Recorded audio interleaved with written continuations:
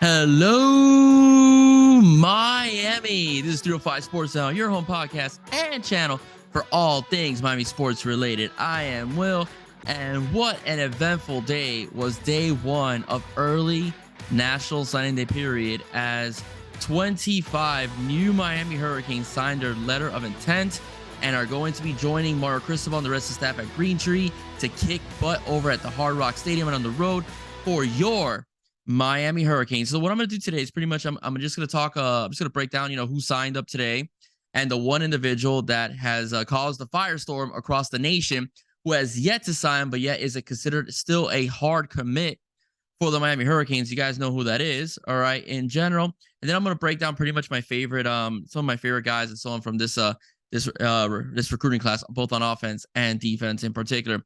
So joining the Miami Hurricanes, all right, starting with five-star offensive lineman out of IMG Academy, Mr. Francis Mauigoa. And then another five-star out of Thayer Academy from Massachusetts, Samson Okunula. All right. And four-star defensive end out of Miami Central Senior High School, Ruben Bain. Another defensive end out of IMG Academy, actually should be a five-star, but yet is a four-star, Mr. Jaden Wayne. And joining Miami Hurricanes out of Orlando, Florida, Jones High, you could also say a little bit of IMG, is Mr. Malik Bryant.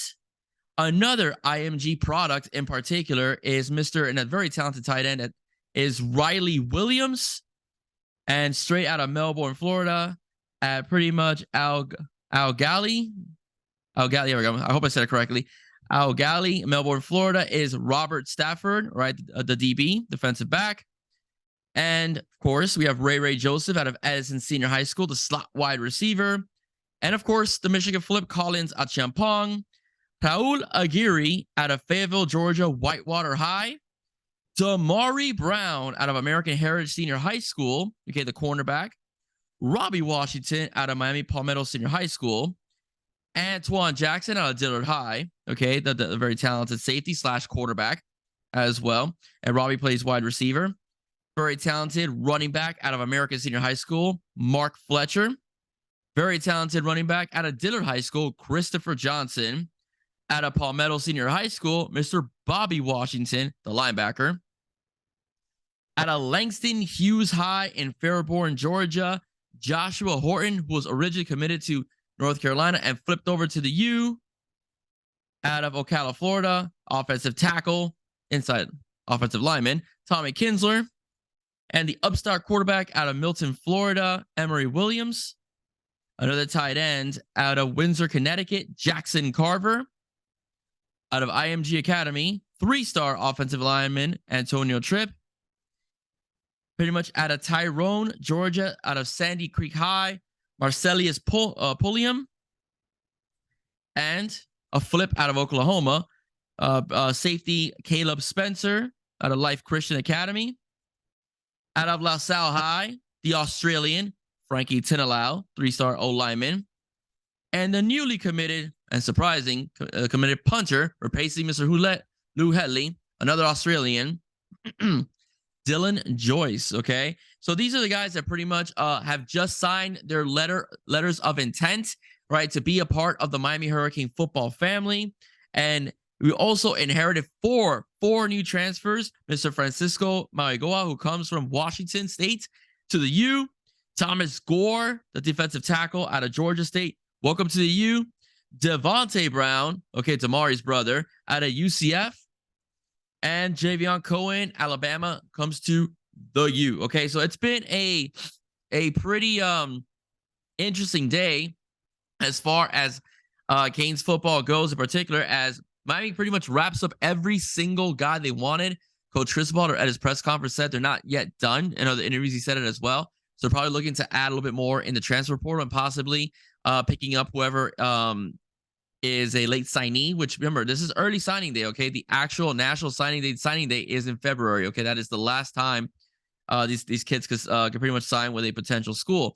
But breaking down my guys, on defense, man, I am a huge fan of Ruben Bain, all right? Ruben Bain, you cannot argue with the fact that he is an absolute stud, okay? 57 sacks, for his high school career. about 28 sacks his senior year. I'm counting playoffs and also the state championship game against American Heritage.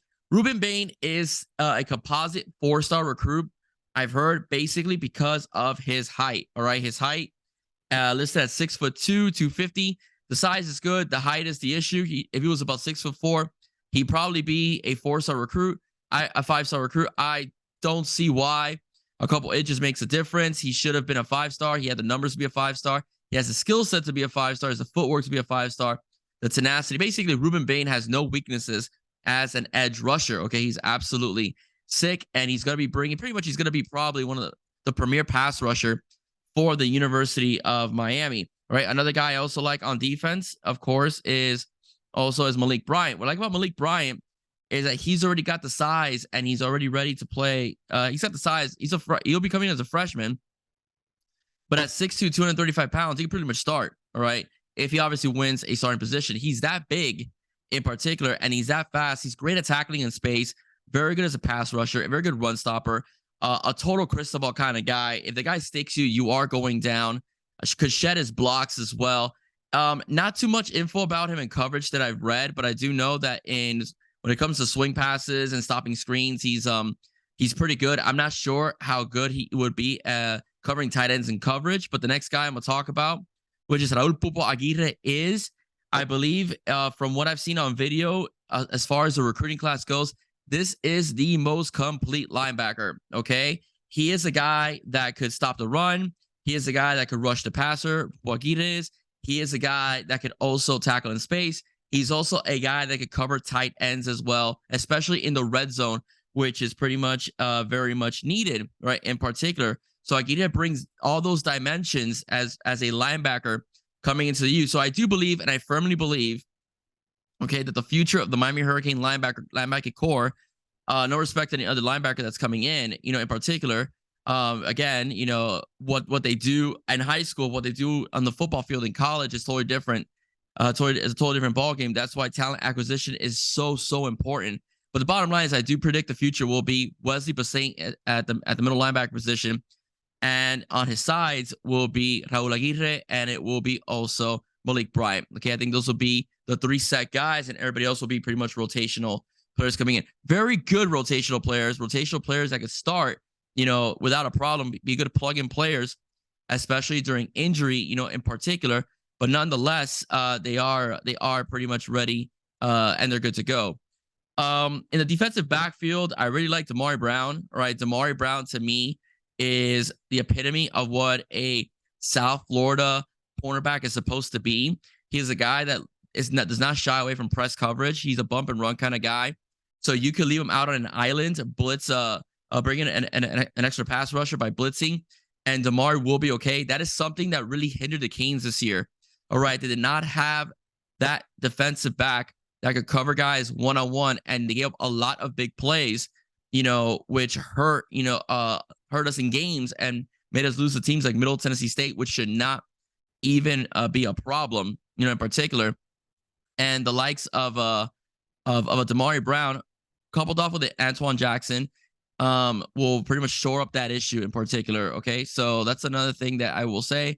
Antoine Jackson could play cornerback, could play defensive back as well, a safety. So you can use him in those 2 positions. I probably think Antoine probably be more in the slot because of the guy that I'm going to talk about real soon. All right, so I do like him at the defensive side. Those guys, the defensive side of the ball. I like Jaden. I like all those guys. Jaden Wayne is also a beast on Champong. His length in particular presents a lot of problems for any quarterback as well, because throwing over a guy that's tall and with that kind of a wingspan, becomes a major issue. The guy is 6'7", is Achampong. All right. I like the signing of Joshua Horton. Again, defensive tackle is a position of need for the Canes, especially losing some to the transfer portal. Leonard Taylor is going to need some help. All right. So I think, the injection of a guy like Joshua Horton and then Thomas Gore in the transfer portal in particular are going to be really good to shore up the Canes' interior defensive line, as well. Continue on with the defensive side of the ball as well. Again, Jaden Wayne is another guy I do like. Why? Because Jaden Wayne is a guy that could, again, provide, help to guy like Ruben Bain on the edge as well. Also, as far as defensive goes, I do think some surprises like Robert Stafford, will be a surprise. I do believe at 5'11", 171, he has the capacity of, getting bigger, in particular, and he could be a pretty solid cornerback as well. He's been widely talked about. A lot of the guys that follow recruiting very, very thoroughly, in particular, like Robert quite a bit. Okay, so those are my picks as far as the defensive side of the ball. And of course, the transfer portal, adding a guy like Thomas Gore. I think adding Francis Mauigoa was great as well. A sure tackling linebacker, to help with depth, the linebacking department. Adding Devontae Brown as well was very, very huge. What's good about this class in particular, and I'm going to talk about the set of brothers before I move on to the offense, because it's correlating. I think it's amazing the fact that Mario Cristobal has made this into a family affair. All right, as we have like 3 sets of brothers that are going to be playing together, for the Miami Hurricanes for the next few years. Okay, you have the Mauigoa brothers, and Francisco and Francis, playing together. One playing offensive line, one playing linebacker. Then you have, Devontae Brown and Damari Brown, both defensive backs as well. And then you have the Washington Twins in Robbie and Bobby. So I think that's something that I believe is it's just fantastic, as far as what Coach Cristobal, has done. It really is making it into a family affair, having 3 sets of brothers. I don't know if that's ever happened in school's history. I'm not even sure. Playing together, I think that is a very cool feature. Okay, very cool feature. On the offensive side of the ball, I gotta say this: I like all the offensive linemen. I'm really excited about 2 guys in particular. I'm excited about Francis Mauigoa. All right, Francis Mauigoa, who played for IMG, from the Polynesian Islands of Hawaii. His commitment video was absolutely sick, alongside with his brother Francisco. If you get a chance, go on YouTube and just Google the Mauigoa commitment. It is fantastic, okay? That is what you call commitment and style. No disrespect, okay, to the other commits, okay? Your videos were cool, the hats and stuff like that.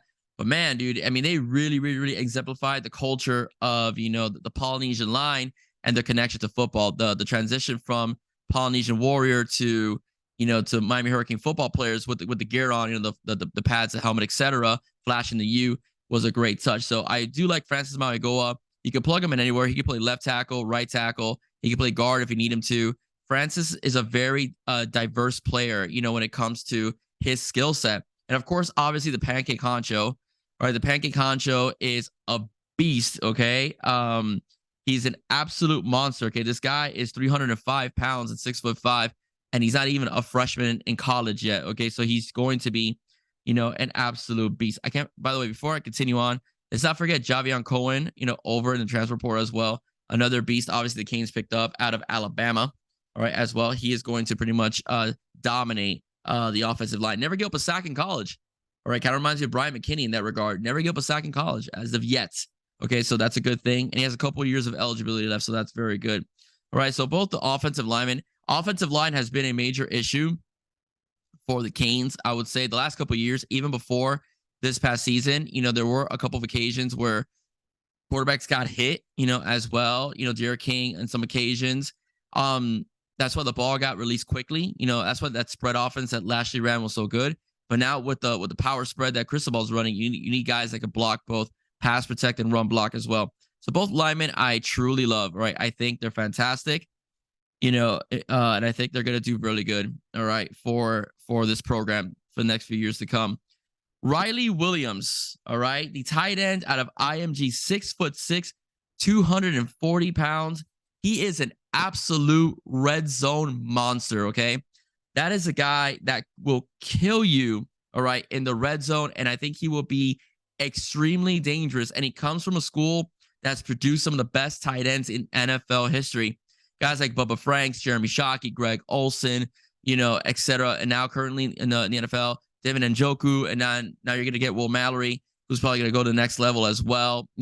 So this is a school that's produced very good tight ends, and Riley Williams will be a very good tight end as well for years to come, right? After Elijah Arroyo leaves the program, whether, to go to the NFL or other endeavors that he may go. But Elijah Arroyo is a stud, okay?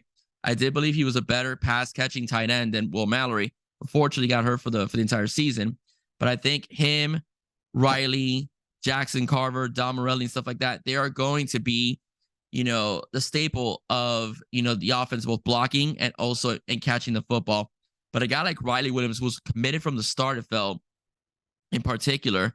Okay, he is the 4th best player of his position, nationally speaking, is going to be a dream, for listen, if Josh Gaddis, there's no way. I told Alex Dono on social media, there's no way with the recruits that Mario Cristobal is bringing in on offense. There's no way Josh Gaddis can screw this up, from the O-lineman to the tight end and now the running backs. Okay, the running back position, again, I love Chris Johnson. I love Mark Fletcher. I think Mark Fletcher and some of his attributes is completely underrated. Chris Johnson's been perfectly, spoken about. His speed, his cuts. What Mario brought about is that something that Chris Johnson isn't recognized for is pass protection. Okay, Chris Johnson can protect the quarterback if need be from an oncoming blitzer, but Mark Fletcher is better at that. He's just a bigger back. All right, Mark Fletcher, who has nearly 4,500 rushing yards for his entire career at American Heritage, scored a touchdown in the state championship game against a very powerful Central team. All right, in my opinion, is a good steal for the Canes. This upcoming recruiting class, he is going to be a masher for this football team. He's also, as I mentioned in the previous podcast, he's deceptively fast. All right, he is somebody that he'll run you over, but he can also juke you. And if you catch him in a bad angle, he will outrun you. Not all corners, because he's not that fast. All right, but he's fast enough. Okay, that if you can't match his speed and you give him an inch, he will go. All right, he is able to outrun guys. So he's not only a beast, between the tackles. He's also a guy that can hit the edge. He's also a guy that can catch the ball in the backfield as well. So Mark Fletcher is a very, very dangerous running back. So the complement of Chris Johnson and Mark Fletcher for this recruiting class, as far as backs go, all right, is fitting, because they just replaced Rooster and they just replaced Dad Franklin. And I believe that these guys are going to be better football players than those two in college. All right, and now to sum up the offense a little bit, the guys I really am looking forward to seeing, are pretty much Robbie Washington and Ray Joseph. Okay, Robbie Washington out of Palmetto, and Ray Joseph out of Edison Senior High School.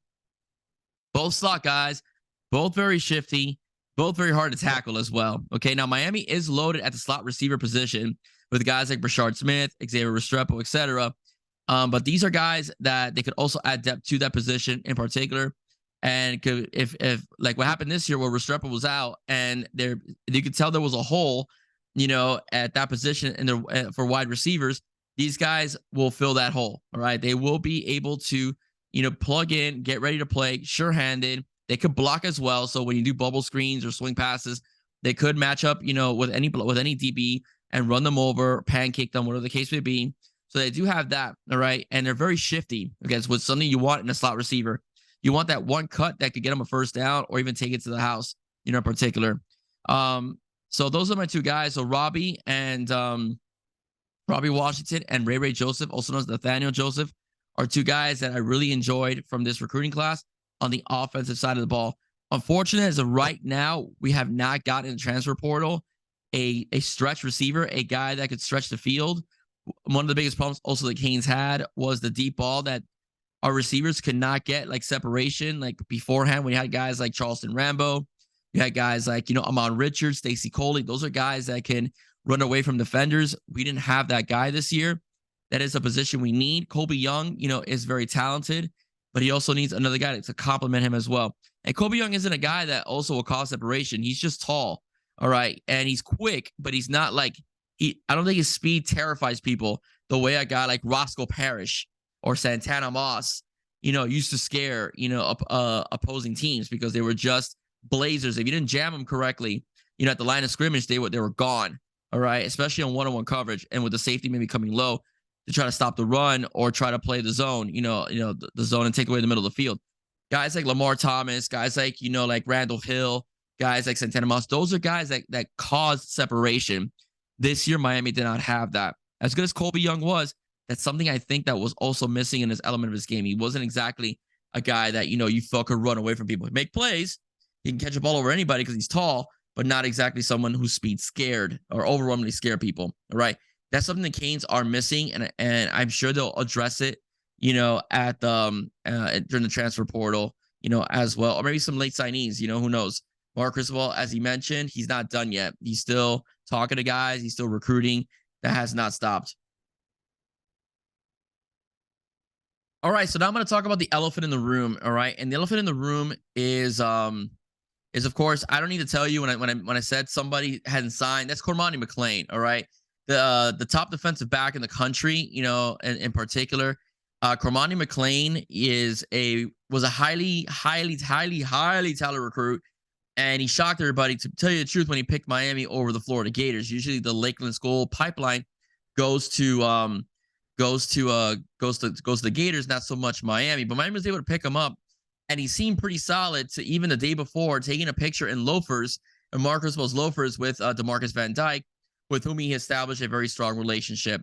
So he was expected to sign early today with the rest of his teammates that are coming in with the 2023 class, and that has not happened. Okay, it's been a little strange for a lot of people to wrap themselves around why Cormani has not yet signed. His mom came out on Twitter and left a vague statement and basically said, oh, false alarm, Cormani will not be signing today. Okay, there's a lot of speculation going on. I'm only going to give you perspectives from what I've heard, not from things I actually know. The things I've heard is that, that he's trying to put like a highlight video together to show at his signing, as well. Others have said that possibly he may be rethinking things because now prime time is nipping at his heels. Alabama's not yet done. And it might be an issue with NIL money, okay? NIL money in particular. Whatever the case may be in particular, it's the young man's decision of what he wants to do in particular. Not even his school knew. His school actually had a cake ready for him with Miami Hurricane colors, to celebrate his pretty much his choosing of the university's decision to go to the University of Miami. Unfortunately, we don't know exactly what's going on with Cormani. All right, I know that the Miami Hurricanes staff has been calling him or called him in the morning. They didn't get a response. I don't know if they've been in communication with him. I don't know what that is. I gave you my perspective of what I think. One thing I did hear this online, and I think it might have been a screenshot of an article either on 247 Sports Miami or Canes Insider. I don't remember, but it said that John Ruiz, because they're talking about NIL, John Ruiz offered him up front. Okay, there's something that may or may not be fabricated. Again, I saw it online. $500,000 up front, and offered him $2 million a season for the time he plays with Miami. So if he plays, let's say 2 years, maybe goes in transfer portal, or plays 3 years, he'll get his $2 million a year. So he could end up by the time he's done. All right, but by the time he's done, making almost $9 million. All right, because I'm thinking the $500,000 up front is not. Well, it might be, $8 million. Just let's lowball it to $8 million. Okay, he's gonna make $8 million by the time he's done, with the University of Miami. Now, let's say that's the case. Okay, if that's the case, that he wants more money because maybe now Primetime found himself a booster that's willing to give him $3 million a year, you're gonna kiss Cormani goodbye. Let me tell you why. John Ruiz, if they agreed on this, John Ruiz does not go back on agreements. When you shake his hand, and that's the deal. Reason why we know that is because if you remember, Isaiah Wong threatened to go to the transfer portal if John Ruiz did not renegotiate his NIL deal. John Ruiz, who has no shortage of words, basically said, well, get yourself, basically, I'm summarizing it, paraphrasing it, you can go to the transfer portal because I'm not giving you a cent more. When you sign a deal, you sign a deal. I don't renegotiate my deals.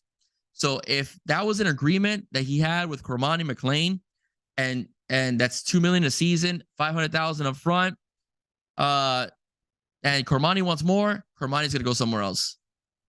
Okay, because John Ruiz is not going to budge. That may not be the case. Listen, I've looked at his social media, and Cormani has not unfollowed the Canes. Cormani still has the post of him in Canes gear with the phrase, I'm not going anywhere. He debunked, the whole idea that he was even remotely thinking about Alabama. He was a solid commit. His mom likes the University of Miami. So all indications are that eventually Cormani will sign with Miami. There's been no hints that Cormani is wavering, okay, in this regard. It is a concern because they've been awfully quiet, which is what happened with Alabama. He didn't go out there quickly and debunk the fact that he was thinking about possibly flipping and going to Alabama. All right. He I guess flirted with the idea because Travaris Robinson went to see him, over there in Lakeland. But again, he said he was solid. The day before signing day, he shows up with Cristobal on DVD, joking with the loafers, flashing the U. It looks like Cormani is solid, but you never know. All right. You never, ever know. Okay. So we'll see what happens. Again, times have changed. We have early signing period. We have NIL deals now. There's a lot of emphasis now because of social media. These young 17, 18-year-old kids are seen as rock stars now because of all the attention they get from various websites and social media networks, etc. So we'll see what goes on. I think Cormani will sign. I'm always optimistic. I believe Cormani will sign with real soon. I don't think there's anything too much to worry about. Do I have concerns? Absolutely. When you want to go somewhere, you find a way to get there. There hasn't been much information being shed by the McClain side of the things. But the bottom line is, if we're being honest, I've seen nothing that will make me think that Cormani is going anywhere else. Okay, but then again, I'm just a YouTuber. Who knows? All right, everybody. I hope you like what you heard. Please do not forget to like, share, and subscribe to 305 Sports Now. Once again, I am Will. Stay safe. God bless. And any other breaking news, all right, that happens, I will be here to report on it and talk about it and share it with you. Have a wonderful day. Stay safe. God bless. See you soon. And go Canes. All about the U.